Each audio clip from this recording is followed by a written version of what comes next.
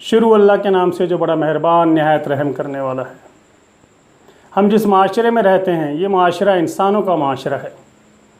ये बात आज से 50 या 60 साल पहले अगर कही जाए तो शायद ये कुछ समझ में आने वाली बात है, लेकिन जिस तेज़ी से बुराइयां हमारे माशरे में सरायत कर गई हैं, तो ये कहना कि ये इंसानों का माशरा है तो ये बिल्कुल इंसानों का माशरा नहीं है। अगर ये कहा जाए कि ये जानवरों का माशरा है तो नहीं जनाब, ये जानवरों का भी माशरा नहीं है। ये माशरा जानवरों से बहुत आगे कोई चीज़ है, वो है, और उस माशरे में हम जिंदा हैं।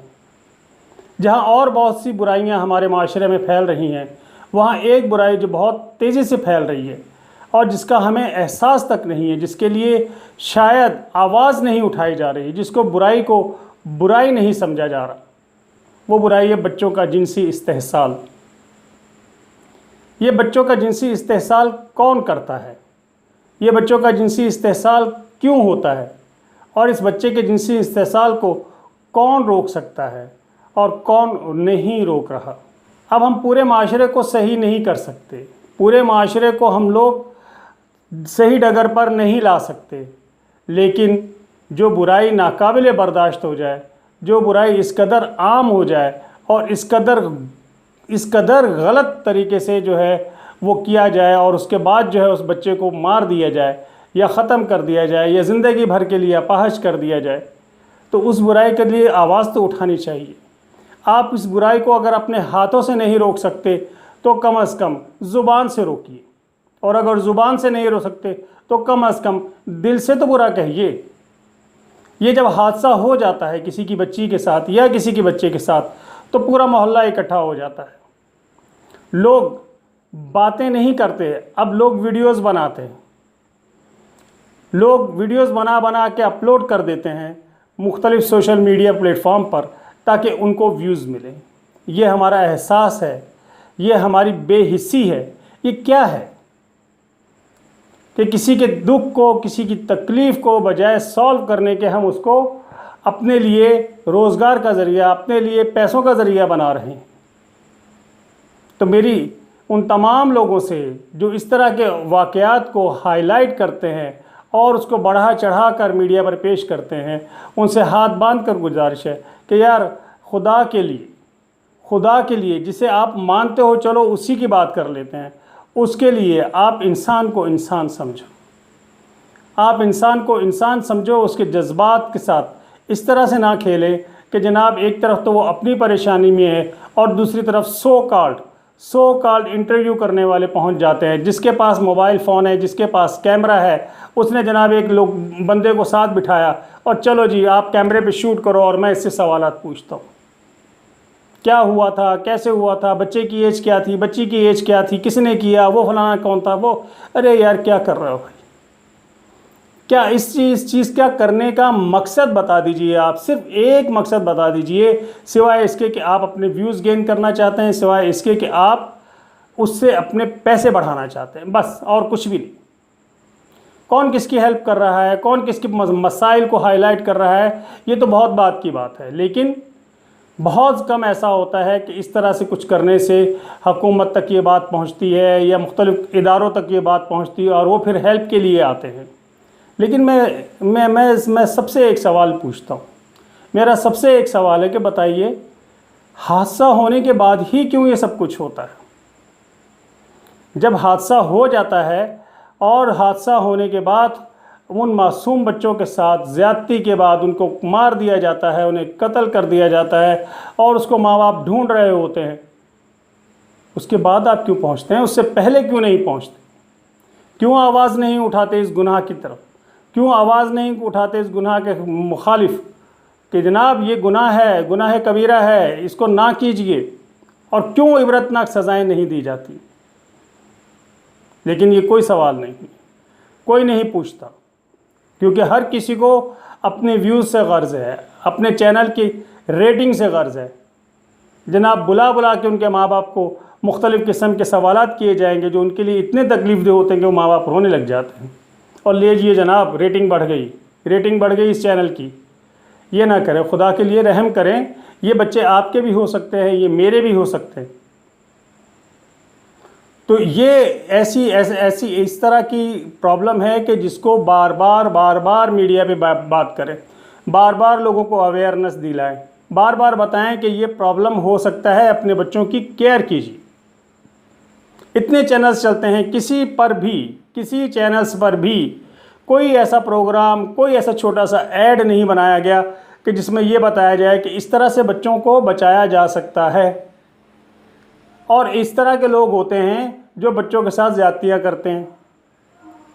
मुझे शर्म आती है ये बताते हुए कि अब एज लिमिटेशंस या उम्रों का ख्याल नहीं रखा जाता। ख्वाह साहब 80 साल के हैं और ख्वाह साहब 13 साल के हैं, ख्वाह साहब 12 साल के हैं या 11 साल का है या 10 साल का है, इससे कोई फ़र्क नहीं पड़ता। हम इंसानों के बजाय जानवर, और अगर जानवर ही सुन लें तो वो भी शायद इख्तलाफ करें कि नहीं, हम इंसान नहीं हैं, हम जानवर हैं और हम ऐसा काम नहीं करते।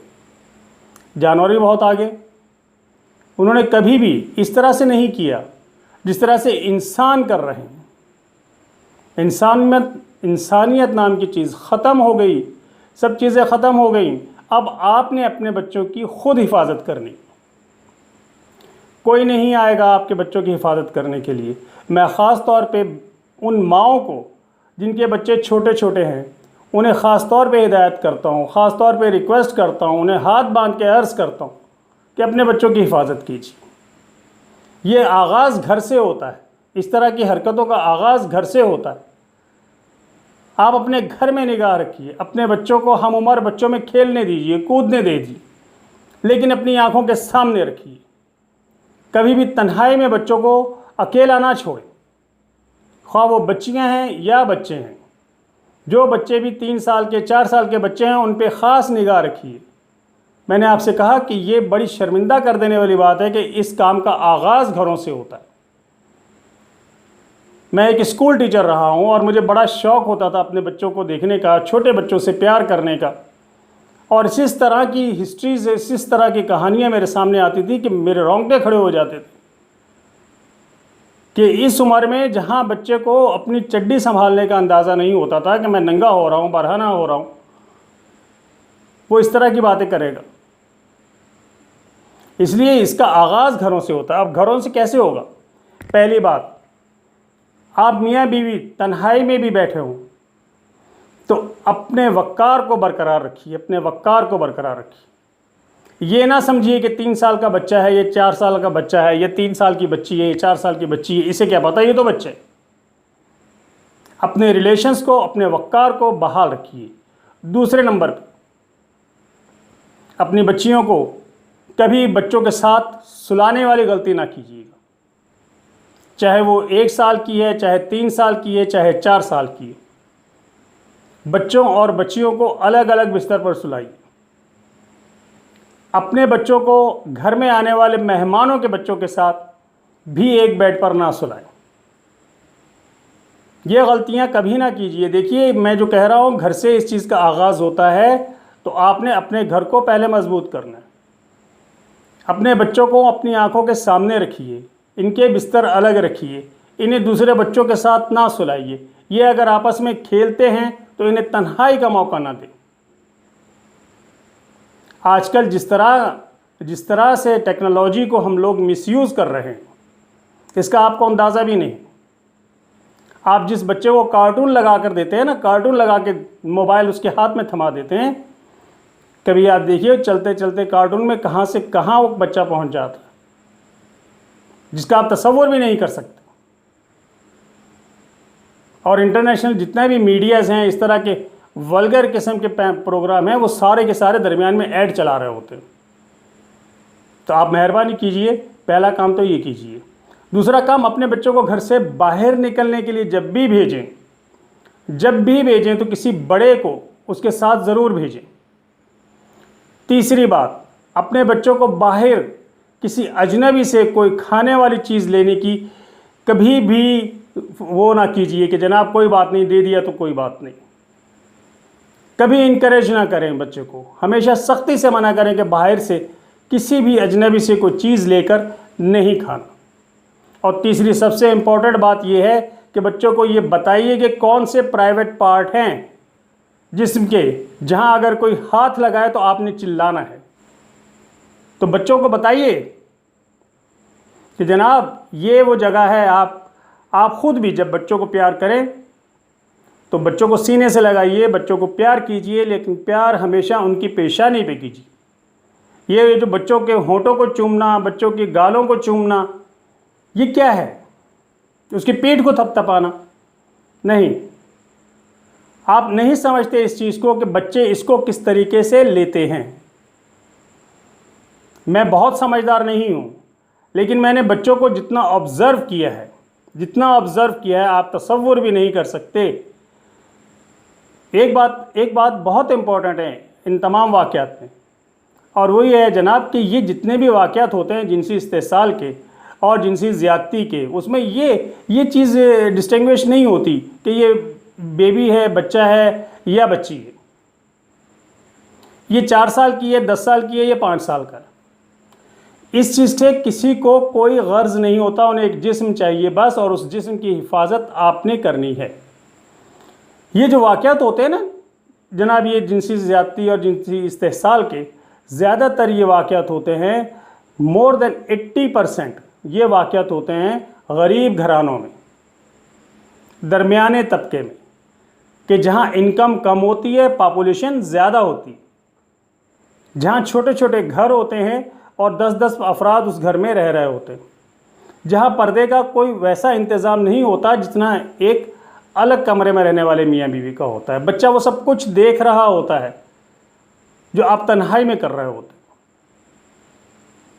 और आपको एहसास तक नहीं होता कि इस बच्चे के जहन पे इसके क्या असरात होंगे।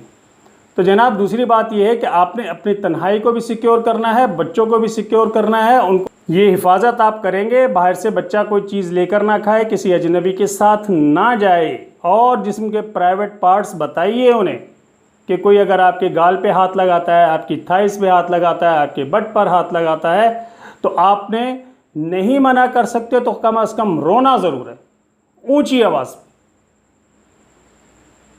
तो हो सकता है कि कुछ इन वाक़यात में फ़र्क पड़ जाए। मेरा पैगाम तो यही है। अब ये करना किसने है? हर काम कानून नाफिज करने वाले इदारों पे ना डालिए, हर काम मोहल्लेदारों पे ना डालिए। आपके बच्चे आपकी ज़िम्मेदारी हैं, आप संभालिए, और कोशिश कीजिए कि अपने बच्चों को मोबाइल से दूर रखें। मोबाइल फ़ोन एक ऐसी टेक्नोलॉजी है कि जिस टेक्नोलॉजी से आप बेशबहा फ़ायदा उठा सकते हैं, बेशबहा, और इसके नुकसानात भी उतने ही। आप इन नुकसानात का अंदाज़ा नहीं लगा सकते। इसलिए कोशिश कीजिए कि अपने बच्चों को इस चीज़ से एक ख़ास उम्र तक, जब तक वो समझदार नहीं हो सकते, जब तक कि वो ये नहीं जानते कि बुराई क्या है, अच्छाई क्या है, कौन से शख्स बुरा है, कौन सा शख्स अच्छा है, कौन सा गलत बिहेव कर रहा है, कौन सा सही बिहेव कर रहा है, किसकी टचिंग जो है वो उसको महसूस होती है कि ये गलत तरीके से है। इतना एहसास जब बच्चों को हो जाता है तो फिर वो अपना बचाव कर सकते हैं। तो उम्मीद है कि मेरा ये पैगाम आपके साथ साथ उन तमाम लोगों तक ज़रूर पहुंचेगा कि जो ये वीडियो देख रहे हैं। आगे शेयर कीजिए और लोगों तक ये पैगाम मेरा ज़रूर पहुंचाइए